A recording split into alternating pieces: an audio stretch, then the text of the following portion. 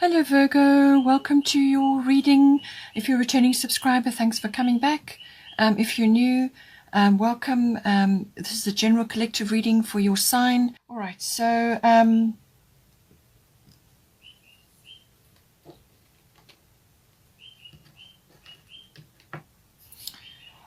alright,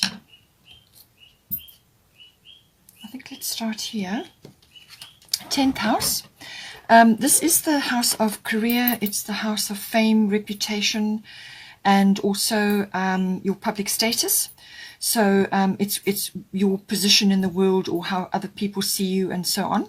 So it's a powerhouse. It can also be an authority figure in your life that you are involved with, or you're dealing with, or it could be like a mentor or a guru, or even a father figure, or some other person. It could even be a boss, you know, somebody that is in your workplace, or it could be somebody that is involved, you know, in directing your life in some way, or helping you in some way. It can also be an authoritative institution, like the government, or the military, or a legal institution, or even a learning institution. Any of those can come in with this 10th house. So we've got here at the bottom Grand Cross Provoco. So this is like a lot of hard angles bearing down on you at the same time. So what this does is it builds up inner strength, inner resilience, and the ability to multitask, the ability to manage multiple things happening at once. So it looks like it's coming up in your 10th house. So it could have a very strong career focus, but it could also be, you know, it could even be sort of business related, something like that. But it's about having either multiple tasks which you are trying to get on top of, or it could be multiple situations or issues coming up to be dealt with at the same time. So what this does is it does put you under quite a bit of pressure, but it's a catalyst for change, this energy. So it puts you under a lot of pressure, so that you're kind of forced to make a plan and to actually use all your skills, all your talents. So there's juggling involved in that. But as long as you're moving forward, then that's fine. But if you're juggling and standing still, then that's when the frustration comes in. Or it could also be multiple things coming at you in waves. No sooner do you solve one thing, then something else comes to replace it, or you have one or two or three things coming at you at the same time. It's that kind of energy. But it's about managing your time. So time management is very important with this. Also prioritizing. Very, very strict priority list. Only put on there what you can absolutely cope with. So with Grand Cross Provoker, with the priority list, make sure that it is items that you can actually 100% cope with. Don't put so much on there that it becomes unmanageable, because then you will just put yourself under even more pressure. So have a very strict, very tight priority listing of what it is that you're wanting to work through, and what you can actually cope with on a daily or a weekly basis, or whatever it might be. It's also going to involve communicating with others, actually, you know, maybe delegating, or spreading the workload, whatever it may be. But it really is kind of like personal pressure. Once you've got through this period, then you will be successful. You will learn a lot through this. Because it builds up that inner strength and that inner knowing about, you know, just being able to manage your time and manage your resources, and also your set your priorities and to stick with that. So, but it will be quite a pressure-filled time in some way, shape, or form. As I said, it could also be with experiences or situations coming up to deal with, you know, one thing after another, just coming in, and it does put you under quite a bit of pressure. Then we've got here Isis past life. This situation involves your past life memories. So whatever is going down in this house, it could be person related. So it could be an authority figure, somebody like a boss, or some other figure in your life, whether it's masculine or feminine, but an authority figure that may actually be putting you under quite a bit of pressure. So this is actually it can actually be, you know, related to past life. So this would then be something that is, that it might have a ring of familiarity to it, or some kind of aspect that is kind of familiar to you, or it's you kind of get the feeling that you've got a deep connection with this person in some way, and you may be working through various issues, trying to sort things out. So it could bring all of that up for you, and it's just to say that this is a past life issue. If it's to do with situations and not necessarily people related, then it's various aspects from other lifetimes which are coming up to be dealt with. But it can also be fears. So fears of past situations which may be coming up in you, and it's to do with perhaps some aspect of this 10th house, which is kind of bringing up feelings of fear, or not having confidence to move forward. And what she's saying is that don't allow these past fears, ancient worries, from previous lifetimes where certain things went down and kind of resonated so deeply with you, or hurt you so deeply, or it was just very difficult, and it's kind of left a residue. So what happens is these things come up again for you to deal with. To air them and resolve them once and for all. So don't allow these ancient fears and worries or issues to hold you back from moving forward. Don't allow them to get in your way. Just accept that it's come up for you to deal with. And you may, as I said, if it's an authority figure, you may have to work with that. You may have to stand your ground. You may have to be dealing with these issues. But it's going to come up in some way, shape, or form. But she's saying that don't allow those old fears, those old feelings of being very uncomfortable or insecure to hold you back. Then we've got here the 9th house.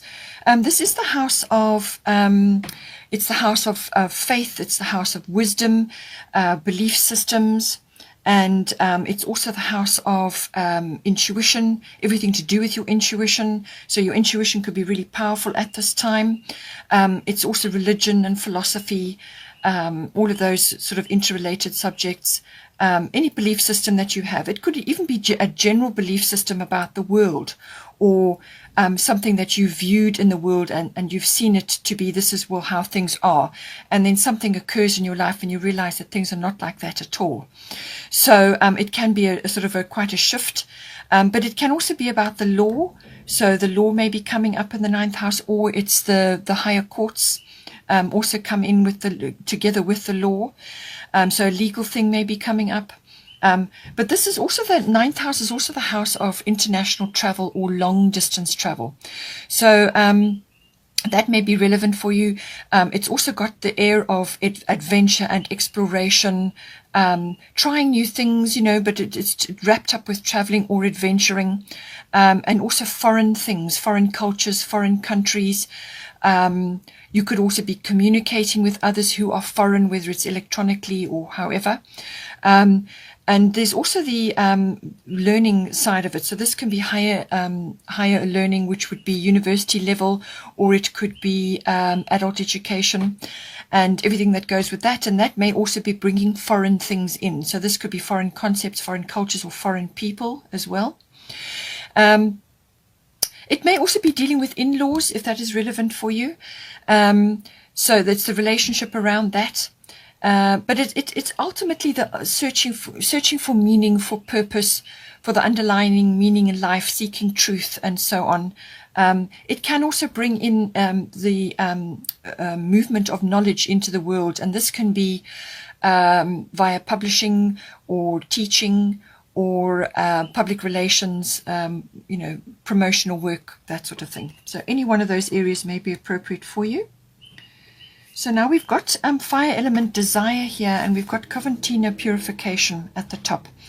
So what this is saying to me is that you need to absolutely clear out old ways of doing things or thinking, belief systems, aspects of your life that have shaped your life up until now. Some sort of detox or purification or release is required here. So it's saying here it's time for a cleansing detoxification of your body and your mind. So this may be, it may be appropriate for you to be going on some sort of trip away where you can actually have a detox and you know, work on your well-being, your physical well-being, your diet, what you're taking into your body, all of that. But it can also be what you're taking into your body via your visual side. So this can be exposure to media, electronic things, and also watching things, whether it's the news and things like that. It can also be via any media, really, but it can also be obviously interacting with others. But it seems to me that you're having some kind of epiphany here, because fire element desire will bring that in. It will bring in, it's like an epiphany or some sort of turning point in your life, where it's a clearing away of the old to make way for the new. It's a very fiery energy. It's got a scorched earth policy about it, so that may be applicable for some of you. Or it could just be a general realization about certain things and actually becoming enthusiastic about what it is that you want to go after, or what is coming up for you in the 9th house. Or it could be that you're starting afresh with something. You're clearing away old things or what was there before. You're clearing that away to start new things, to plant fresh things, to clear. You're going to clear the ground to start again. And that may involve a detox of some kind. As I said, this can be attitudes, ideas, beliefs, and your intuition will be strong because you've got fire there, and this is the 9th house. It can also be about certain truths coming to light. So you have to let go of certain things because these truths become undeniable. You're actually going to see certain things just, you realize certain things, and now you've got to change your belief systems, how you've shaped your life, your view towards certain things. And it's all about that, the seeking of truth and finding it, certainly with the fire element. It can also be the desire for something. You may suddenly get the urge to release a whole lot of things in order to pursue something which is important for you.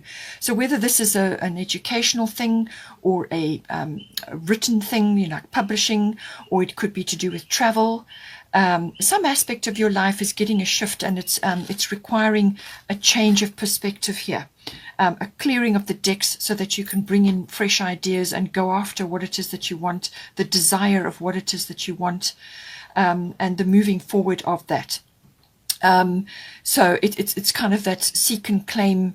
It's got that energy about it. It's going after something, and you get the energy, you get the enthusiasm, and this is about clearing the decks in order to go about that. But there will be some letting go and shifting and changing and purification, and, you know, actually changing the way you have been, or the belief systems that have shaped your life this far, or just detoxing in general from various things, clearing away. Then we've got the 12th house, which is the house of, it can be the house of escape, but this can also just be escape as in a retreat, or like a meditative retreat, or a yoga retreat, or some other kind of getaway, just to go and possibly to detox, but also to just have a break.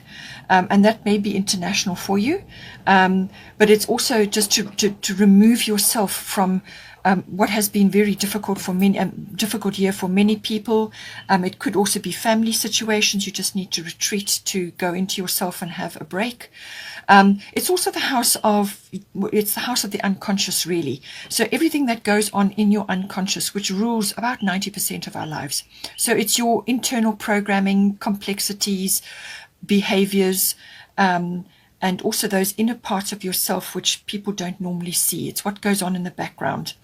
And it can also be your dream life, or your own actual dreams about what you want in the future. But it's more like on a sort of a divine platform. It's your dreams revealed to you via the divine, and this can be in the sleep state, or in like lucid dreaming.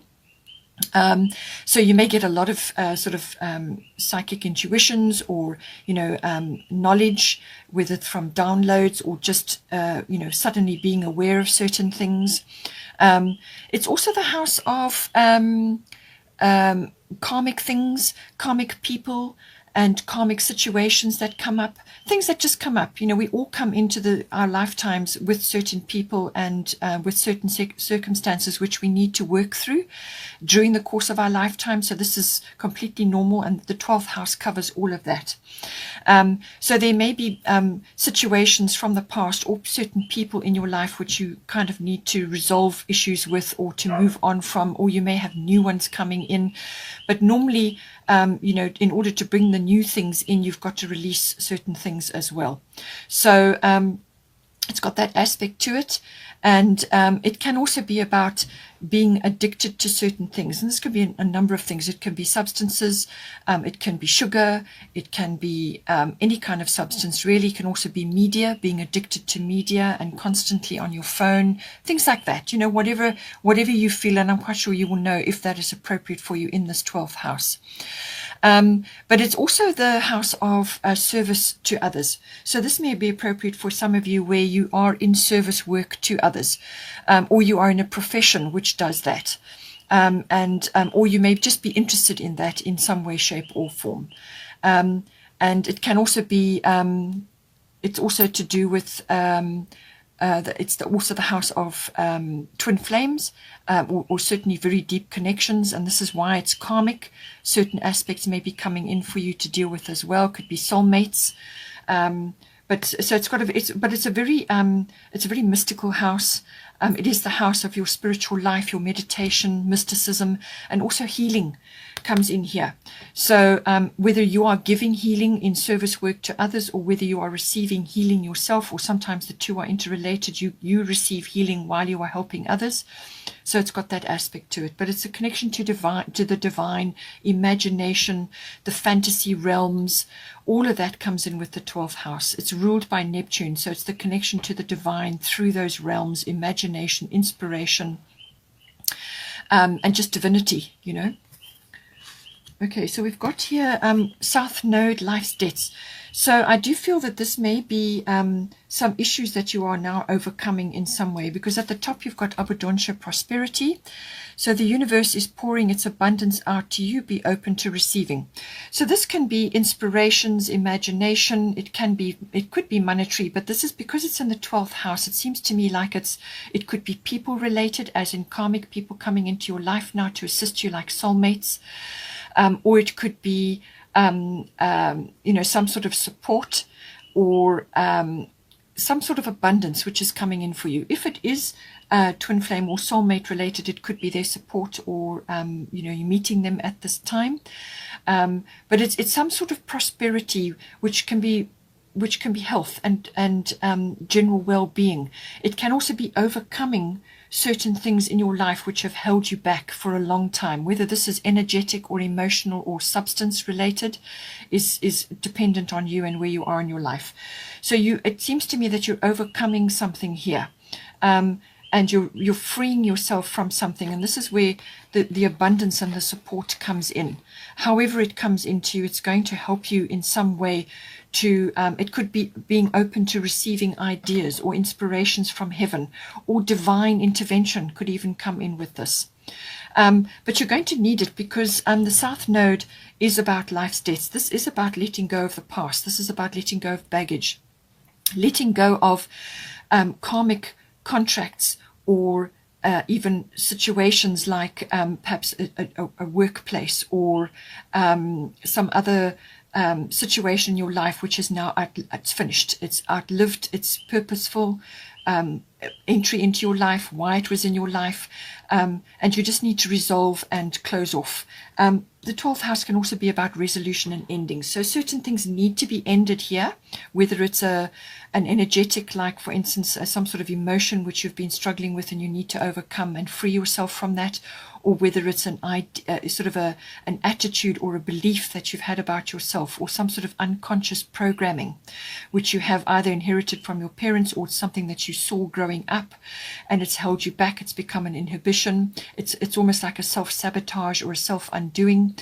All of these aspects come in with this, but this is about letting that go. You need to drop that baggage. You need to overcome that, let go of those things, resolve what you can, get closure, because this is about the past. This needs to go into the past. You may even have some doors slamming now with the South Node. That can happen where things close and you cannot go back. You've now simply got to move forward, because your future is waiting for you. The South Node deals with the past, the North Node deals with the future. But in order to move forward into your future and to this, wonderful prosperity or abundance or whatever it is that's coming in for you, you've got support here. It's about releasing yourself from having your energy stuck there in those situations or relationships or whatever it is, releasing yourself from those situations so that you can move forward. Closing doors, closure, resolving, ending things, sorting things out, overcoming, releasing, whatever it may be for you, but it's about that.